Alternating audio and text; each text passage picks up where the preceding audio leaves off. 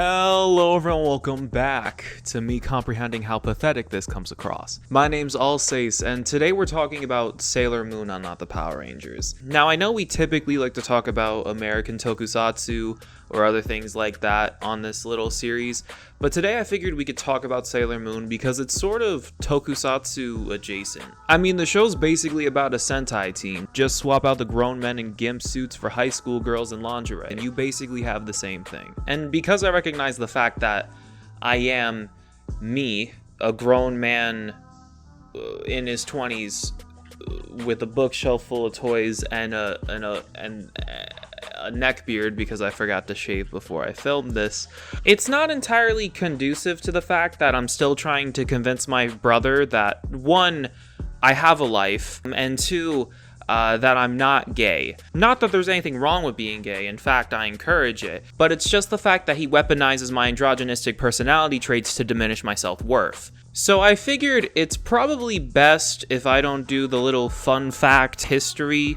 section of this video, and that's because of the fact that I'm self-aware enough to know that that just doesn't look good for the bitches, because I'm sure there's plenty of baddies watching this video. So I decided before filming this that I would contact the only girl that I know to do the intro for this video. That's a joke, by the way. I swear to God I have female friends. I know some of y'all don't respect women, which is why I have to clarify that fact. So basically what's gonna happen is my friend Lauren is gonna come in and cover all of like the fun facts and all of the little history lessons I would normally give you in the intro of these videos. And then after that, I'm gonna come back at my desk, which is over there. I know you can't see it. I figured I'd stand for this. And I'm gonna come back and we're gonna do what we normally do, you know? And I hope that's okay. And if it isn't, you can just skip around or whatever, but it's kind of fucked up because she worked really hard on it, and I worked really hard on editing it, and my friend Squall worked really hard on filming it. So it'd be a really fucked up thing to do, because not only are you wasting my time, which is normally okay, but you wasting like 3 people's time there, which is like just not cool, just really not cool. So please watch it, or don't. I mean, that's kind of entitled to ask you to watch, but if you could watch it, that'd be cool, because we worked really hard on this, and it'd be nice if you watched it. Hi, my name is Lore, although you can find me on most social media at Lavender Wave with 2 R's. I am going to talk to you a little bit about the different mediums that Sailor Moon takes between the manga, the 90s anime, Crystal, and then a little bit of the live action. A little bit about me. I grew up with Sailor Moon. I was 5 years old when I first saw the toy commercial, and I was like, I don't know what this is, but sign me up, I'm here for it. So I've been a fan all the way from the 90s when that anime first kicked off. In my later life, growing up reading the manga, it still really resonated with me, and since I couldn't be an actual Sailor Senshi, I decided to do the next best thing, which was become a Sailor Moon cosplayer. I even had my own Sailor Moon cosplay group called Pretty Guardians, where I cosplayed as my best girl, Sailor Venus, and it's just, my whole life has been a love affair with Sailor Moon and an obsession. So hopefully some of this information, hopefully it'll be new to you, maybe things you've already known about it, but yeah, I even got my poster! So my plan for this is to attack it chronologically, with the exception of talking about PGSM, which is the live action Sailor Moon. I don't have as much experience or knowledge with that one, so I'm just gonna kind of tack it on at the end after I've kind of covered what I do know so that we can compare and contrast with that. So starting chronologically, we are going to start with the manga, which came out December 1991. Not a lot of people realize that the predecessor to Sailor Moon was actually codenamed Sailor V, which is about Sailor Venus before she joined the whole Sailor Scout team. Naoko was given the opportunity to write whatever she wanted to, and she decided to combine her 2 loves of magical girls and tokusatsu into the heroine known as Sailor V. And if you look at Sailor V's outfit compared to Sailor Moon's, you'll see a lot of similarities, and that's because Sailor V was the prototype, so to speak, for Sailor Moon. So that's why their outfits look a lot alike, as opposed opposed to the orange outfit that Sailor Venus dons later on. So Codename Sailor V was a 2-part series where you could see how she started out before she was a Sailor Scout. It came out a few months before the actual Sailor Moon manga did. We're talking August 1991 as opposed to December 1991. It basically just followed Sailor V as she awoken as a Sailor Guardian and how she handled those pressures of going from a normal teenage girl to magical girl crime fighter, and how she handled that transition as opposed to how later on we would see Usagi Tsukino handle that transition. So flash forward to December 1991 when we had that first Sailor Moon manga come out. We weren't looking at just one heroine anymore, we were looking at a team of heroines, with Sailor V actually becoming Sailor Venus and Sailor Moon taking on the role of the title character and the leading heroine. From there we got a 12-book series that chronologicalized the whole story of Sailor Moon, starting from her time in the Moon Kingdom, falling in love with Prince Endymion from Earth. It was kind of a forbidden love sort of thing, Romeo and Juliet, with an evil queen coming in that was jealous of the beautiful young princess falling in love with the prince from Earth that she was also in love with. We got the whole battle. It was very iconic, with the Sailor Scouts being sent to Earth through magic and love to continue the battle later on when they were all reborn. You still have your typical monsters that she battles throughout all the different arcs. However, the difference that I find with the manga is actually that it's a little bit more mature, more adult. You see more complex themes, complex character developments, and there are some things that are even a little jarring and shocking to see, like gory images. You see really brutal graphic deaths of the Sailor Scouts that you really don't get with the 90s anime. I feel like the manga is a little bit more concise. The storyline isn't watered down like you see in other reiterations, but that also leaves some things to be desired with it. Personally, the manga is my favorite adaptation of the story, just because I like the more mature themes. I like how we get to see the different Sailor Scouts fighting in their roles, and it's just not so much a filler sort of thing or a monster of the week. It actually seems to have a more concise, flowing story, and I like that. Also, the artwork is very gorgeous. I could spend days on end looking at Naoko's art books. So jumping into the 90s anime, that I feel is the most iconic version of Sailor Moon, that was the most widely accessible to a Western audience, and where things really kind of kicked off in popularity for our celestial heroine. So the anime is actually where I got my introduction to Sailor Moon. As I mentioned earlier, I was in preschool, I saw the commercial for the dolls, and like I said, I had no idea what it was, but I was into it and I was ready for all of it. I was not lucky enough to be able to watch it on TV, so my parents actually bought me the VHS tapes. They didn't buy me all of them, they were all out of order. They knew Jupiter was my favorite, so I got a lot of ones that had Jupiter in the title, but otherwise, as a child, that was really all I got to learn about Sailor Moon, was through little VHS tapes every now and then. As I got older and I was able to catch more of the episodes on TV, I then got to follow along, the storyline became clearer, and I got to see everything as it was supposed to be, so to speak. With the anime, opposed to the manga, we started getting a longer version of the story, as opposed to a 12-volume series that condensed the story down and really was just, here you go. We now are looking at several different arcs, movies,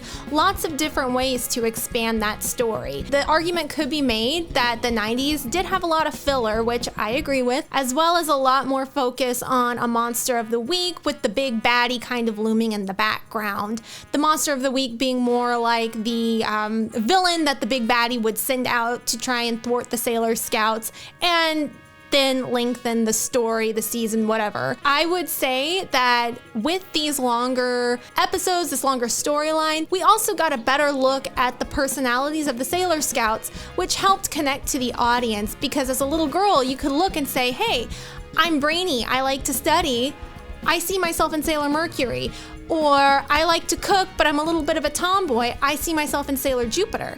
you were able to look at these different personalities, these different girls, and find yourself in one of them and find one that you connected with.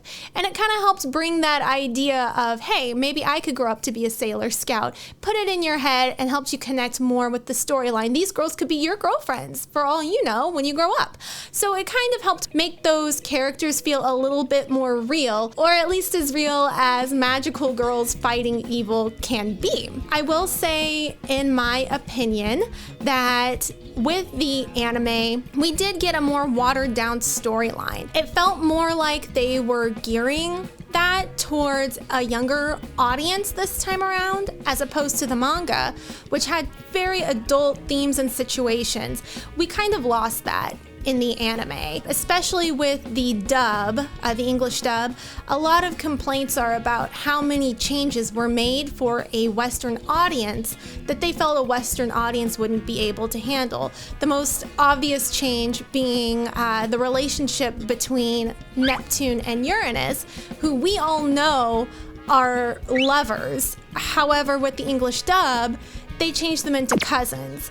And as a kid, I was more confused about why these cousins were in love, not why these two women were in love. So a lot of those changes were very questionable and definitely changed the theme of the storyline. And that's probably my biggest gripe for the anime, would be all the kind of watered down themes that we got. That being said, again, we still got that longer storyline, we still developed more backstory, and we got to see a wider picture of the Senshi, their day-to-day lives, and what they're really like. So we can credit that to the anime. And of course, again, it's extremely iconic, and that's usually most people's introduction to the series of Sailor Moon. So for a long time as Sailor Moon fans, we had to kind of satiate ourselves with just the manga, which came out in the early 90s, and then the 90s anime, which ended in the 90s. We didn't really have much to do other than that, except go back, reread those stories, rewatch it a million times, which was fine, but I think a lot of us, we wanted more. Cue Sailor Moon Crystal, which came out, oh gosh, I want to say around 2015, 2016. That really kind of revitalized the series. A lot of different animes were kind of following that idea of redoing, recreating, revisiting different animes from the past, and Sailor Moon was no different. We got Sailor Moon Crystal, and that promised to be more like the manga as opposed to the anime. One critique was the art style. Some people loved it, a lot of people didn't like it. They were trying to achieve more of that manga look for Crystal as opposed to the anime, and that kind of caused some bad vibes, I guess you could say, for Sailor Moon fans. Other than that, it was more condensed. It followed the manga, in some instances almost panel for panel. We were getting scenes from the manga, which as a manga enthusiast, that really spoke to me and I was really excited. One thing that can be said about Crystal is that we do lose those Senshi personalities. One thing that the anime brought, like I said, was the addition of their personalities and being able to see these different kind of girls becoming friends. You lose that again with Crystal. One thing that I did enjoy about Crystal is that we don't get those watered down storylines, the storylines they've altered for a younger audience. Crystal was supposed to be geared towards the little girls, little boys that were kids when Sailor Moon, the 90s anime, came out, but are now in their 20s and entering adulthood. This is now for them as opposed to being more of a cartoonish little kid thing. So some of those things that we saw in the manga that were really jarring and that they would have never have included in the 90s anime, for example, spoiler alert, as well as trigger warning, Sailor Moon kills herself. She does. In the Battle of the Moon Kingdom, she kills herself. And obviously they wouldn't include something like that in the 90s anime. They changed the story around to make it more appropriate and less jarring, but we see that in Crystal, and we see some of those themes that a more adult, more mature audience can handle. They're now being included in an animated version of Sailor Moon. So it was really nice to be able to have those adult themes from the manga, but now we get it in an animated version that we didn't see so much with the 90s anime. Another complaint about Crystal that some people have is we don't have anything anymore. They stopped midway through the series, and for a long time it was just a, hey, we'll get to this, but it's been a while. Recently they announced it would come out as a 2-part movie, which is awesome. I know everyone's really excited for that, especially to continue with Crystal, because I personally was a huge critic of Crystal when it very first came out, but then once I saw how accurate to the manga it was, I really fell in love with it and really wanted to keep it going and build that momentum, and then I just feel like it kind of stopped and went nowhere.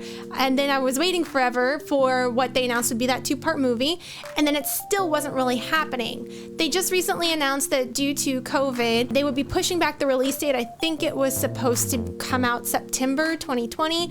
Now we're looking at a January 2021 release date, with part 2 coming out in February. So we're gonna get those relatively back-to-back, the 2-part movie. So I know a lot of people are really excited about that and really excited to see what Crystal's gonna do, how it's gonna pick up, how it's going to compare with the earlier arcs that Crystal has put out. So I guess we will just wait to see how that goes. I know I'm excited. So with Crystal being wrapped up, that kind of is the full package of my main spectrum of knowledge on the 3 different mediums that we saw of it. But of course, that's not all there is to Sailor Moon. We also have PGSM, as well as the stage play Sarah Miu, and now Shining Moon Tokyo, that are also included in the whole Sailor Moon I don't know what series. So unfortunately, I have very little experience with PGSM, Pretty Guardian Sailor Moon, which is the live action. I saw the Stars arc of Sarah Miu, which was gorgeous, incredible. I can't say enough about it. The Stars arc is my favorite arc, so obviously I'm going to be a freak for anything like that. And then the Shining Moon Tokyo, I haven't seen that at all, just pictures of the actresses, their costumes, and they're gorgeous. I'm obsessed with those glittery fukus. But unfortunately, I just don't know much about it. As far as PGSM goes, the live action TV series, that I know has a lot of roots in Tokusatsu, things like Super Sentai, Kamen Rider, stuff like that. My boyfriend is very much into Tokusatsu, so you would think that this would be a natural fit for me to just kind of segue into, but I just haven't made it around to watching it. It's definitely on my list. I do know some of the bigger differences with it. For example, the girls don't have those, what would be, I guess you could say, crazy hair colors and things like that while they're in their civilian forms. That was something that always kind of made me go, huh? Because you could obviously tell, Anime Usagi with her long blonde hair and odongos, this is the same girl, just in a sailor outfit. How are people not putting 2 and 2 together? With the live action, all of the girls look just like regular schoolgirls. There's nothing crazy, no exotic hair colors. Ami doesn't have blue hair or anything like that. They just are normal girls. It isn't until they actually henshin and transform into their sailor selves that we see Usagi with the iconic long blonde pigtails, or Ami with her blue hair. That happens after they transform, which to me always kind of was more of a, okay, now I see how people can't look at these civilian girls and say, wait a minute, this is obviously the Sailor Scouts. So that, I think, was a very nicely added touch, you could say. Another change is that Luna and Artemis are little stuffed animal cats. We don't see them as actual cats, they're little stuffed animals, but Luna actually can turn into Sailor Luna. She has a little human form where she's a little girl, and she's actually a Sailor Scout in the series. So that's definitely something we haven't really seen explored before. There are times in the manga, and I believe in the anime, where Luna and Artemis do take on a human form. They're adults in that, and they definitely are not Sailor Senshi fighting alongside them. But I do know that PGSM does explore that, where Luna actually becomes Sailor Luna, and she's a little girl. Other changes include a little bit of a personality shift. Some of those personalities that are super iconic for the Sailor Scouts get changed. Obviously, I can speak the most about Venus since she's my favorite. She doesn't exactly mesh well with the other Senshi when she first joined. She doesn't think that they're as serious about their mission as they should be, which is definitely a bit of a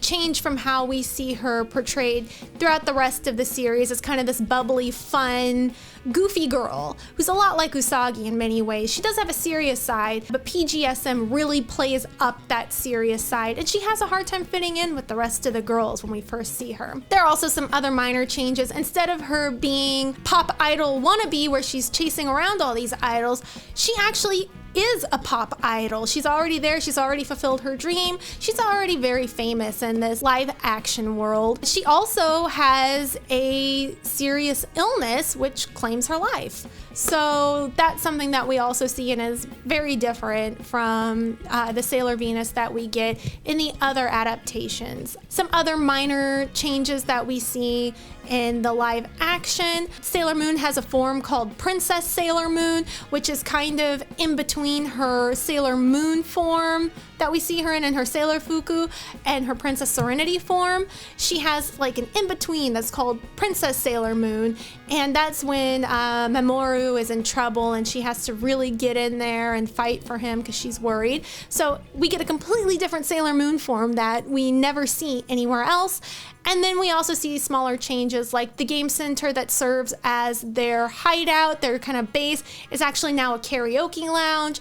The girls don't have henshin sticks to transform, they have charm bracelets, small things like that. But otherwise, we're gonna pretty much see the same story across the board. So that is basically what I know about Sailor Moon. Obviously, it's not all encompassing. I couldn't touch on everything. I was trying to keep it as short and concise as possible while explaining the different kind of things that we see across the story, from manga to anime to Crystal to the live action versions of it. Obviously, like I said, there's way more we could get into, and if you'd love to talk more about Sailor Moon with me, it's my favorite thing, so please do not hesitate to reach out to me. Again, you can reach me at Lavender Wave, and that's Lavender with 2 R's, or drop a comment below, and we can definitely keep talking about it. I would love to hear from you guys. So thank you so much. Thank you, Alsace, for having me in your video. I hope you guys enjoy listening to it as much as I enjoyed talking about it. Thank you. Back again at the desk with no beard. Y'all thought you were safe, huh? Thanks again to Lauren for filming this for us. As you all know, I struggle to meet the 10-minute mark on a regular basis, so I really appreciate Lauren coming in and helping us out with that. No, that's not me throwing shade. I just want to make sure that's clear. That's actually me genuinely being very thankful for that. Please remember to go check out Lauren's Twitter. And also, I'm gonna tell y'all a secret real quick. Don't tell her I said this. She was really worried about filming this, and I know some of y'all can be real big sweethearts sometimes. Y'all are really nice to me a lot of the time, way more than you should, to be honest. So please, I'm begging you, we gotta be on our best behavior for Lauren in the comments. Be nice to her, please. Make me look good. Your actions speak for me, so we gotta look good here. Come on. Anyways, I haven't done that for the whole video. It's weird, right? Now that that's out of our system, let's make fun of some shit, right? Now for me, Sailor Moon was one of my favorite shows growing up, and as you can probably assume, I've always been really ashamed of that for some reason, even more so than I am about liking the Power Rangers, which I feel like should be the opposite, to be honest with you. I never really liked it to the same extent that I liked the Power Rangers or the Ninja Turtles or anything like that, but it was pretty high in terms of like what my interests were. My personal favorite Sailor Senshi, much like Lauren, actually is Sailor Venus, mostly because of the fact that I just really like the whole Sailor V shtick. I think it's really cool that she was like working on her own for such a long time before the actual core team was formed. But when it came down to which one of the girls I had a crush on, you know I had to bring this up because I was a little boy watching this show. Come on. I used to have a really big crush on Sailor Mars. As much as I love a bitch with a brain, Sailor Mercury just never did it for me, especially since Sailor Mars was like the weird goth chick, and I was always just like super into that for some reason. I don't know how to explain it. Every woman I've ever loved has been compared to this woman at some point. So Sailor Moon opens with the show's best attempt at being Star Wars. The problem is that they don't have as much to write about as Star Wars does, so this little text part only lasts like 4 seconds, and you're more than likely to spend at least 2 of them recognizing the fact that there's something on the screen that you need to read, meaning that you only have like a solid 2 full seconds to really comprehend exactly what the fuck this says. And I'm not gonna lie to you, I'm in the middle of filming this right now and I still didn't read it. I keep forgetting to every time I try to. After that, it cuts to one of my favorite anime intros of all time, to be honest with you. Now, I don't watch a lot of anime. In fact, most of my weebisms are centered around Tokusatsu, so it might be a little bit of a problem that I don't have a lot of other anime intros to really compare this to, but I do love almost every Sailor Moon intro, and this is no exception. Now, granted, it's no...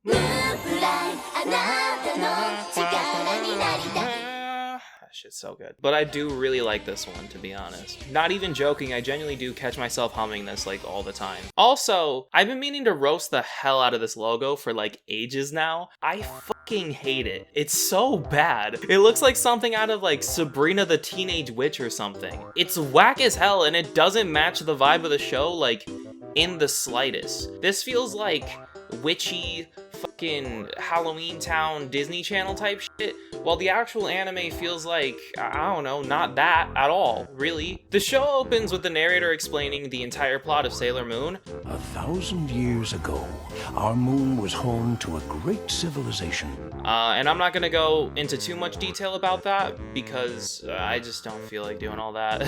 It then cuts to Sailor Moon waking up late for school when she runs into 3 children beating the absolute shit out of a cat, which is just downright sociopathic, to be honest with you. I don't know why I just accepted that as a kid, but that's weird as shit. I can't even make a joke about that. That's just messed up. That's just genuinely messed up. It cuts to her at school talking about the Sailor V video game, where we see that Serena has gotten a 30 on her algebra test. We're only 5 minutes into the episode, and I can already say that this show does a phenomenal job at establishing Sailor Moon's personality.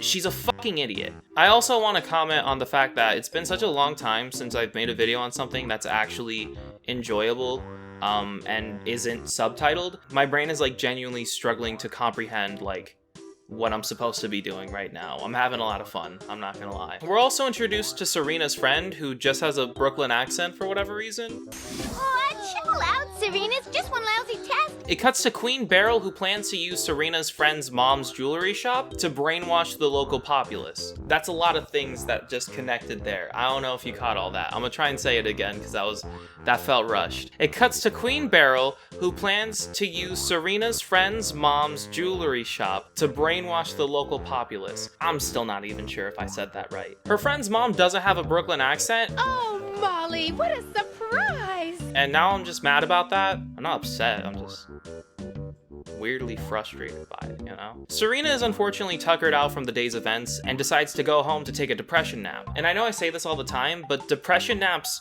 are like the best naps. I freaking love them, man. While lying in bed, she's woken up by the sound of the cat from earlier. Her name is Luna, and she tells Serena about how it's her destiny to become Sailor Moon in order to protect the Moon Princess, which she doesn't know is her yet, but it should be kind of fucking obvious considering her name is Sailor Goddamn Moon. But that's a surprise to us, I guess. Luna gives her a locket and tells her that she needs to use that in order to transform, prompting her to do so, leading to the main reason why my balls dropped as a kid. Her hair starts lighting up, warning her that her friend is in trouble, and Sailor Moon rushes in to save the day. And now, I don't know if I'm just super used to watching Sailor Moon Crystal with like subtitles, but she never actually says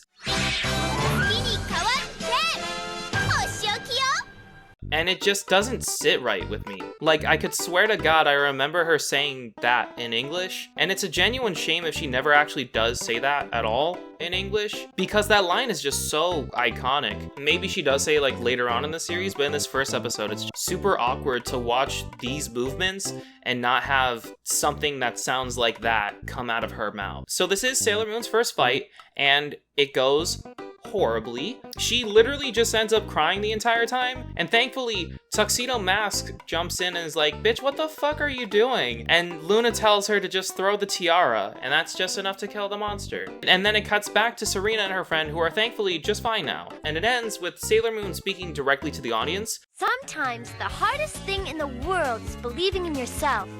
Where she tells us to believe in ourselves and believe that, like, anything is possible in this world. And this is something that I always really liked about the show as a kid, to be honest with you. It just always made me feel like, you know, like someone was rooting for me. You know, it just felt good. And past that, this show is fantastic. Like I said, I already knew I really liked this going into it. So maybe I'm a little bit biased, but it's genuinely one of my favorites. So it should be no surprise to anyone that I had a lot of fun watching this. And also, if you guys don't mind requesting more episodes of Sailor Moon, I would love to watch more because I just want to see Sailor Mars, to be honest. I'm not going to fuck with you. Anyways, join us next month on Not the Power Rangers, where we will be going over vampires. Thank you so much to Jay Hollow and Elliot Fox for recommending this one to us. And Jay, I know you've been waiting for a minute on this one. And I just need to say thank you so much for being so persistent and being so patient with me. It means a lot. Anyways, if you have a show that you would like to recommend, please comment it. Please comment it. Don't ever be afraid to ask for anything. I always love to see it. Also, check out the playlist. It's going to be at the end screen of this video. We've officially gotten to the point where a lot of people are asking for stuff that we've already done, which is super dope. I appreciate that you care so much to ask for cool things, but we already have a lot of them, so go check them out. But if you want like specifically part 2s to things, that's cool too. I'd love to do it. I don't know. Anyways, I've been Allsace, and a huge thank you again to Lauren for doing this for us. I really do appreciate you putting in so much work for like my dumb little stupid internet videos. It means a lot that like I could just tell you cared, and it really. It meant a lot to me. I'm not lying to you. Now go in the comments and tell Lauren she's pretty or whatever, and hopefully I'll see you next month. Bye bye.